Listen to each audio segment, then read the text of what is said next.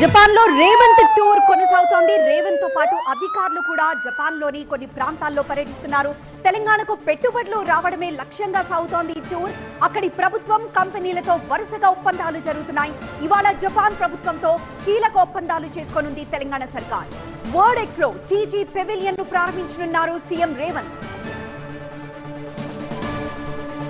హైదరాబాద్ లో eco town ఏర్పాటు కోసం జపాన్ తో నిన్న ఒప్పందం కుదుర్చుకుంది తెలంగాణ ప్రభుత్వం. ఇరువురి భాగస్వామ్యంలో వ్యర్థ నిర్వహణ పునర్వినియోగం ప్రక్రియ జరగబోతోంది. ఈకో టౌన్ నదీ పునరుద్ధరణ ప్రాజెక్టులను తెలంగాణ ప్రతినిధులు పరిశీలించారు.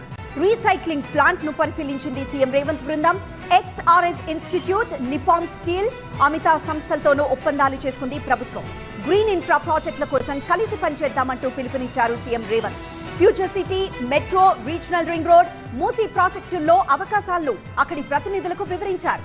హైదరాబాద్, కిటాక్యూషు నగరాల మధ్య సిస్టర్ సిటీ కాన్సెప్ట్ తేవాలని కోరారు. హైదరాబాద్ లో జాపనీస్ భాషా స్కూల్ ఉండాలన్నారు.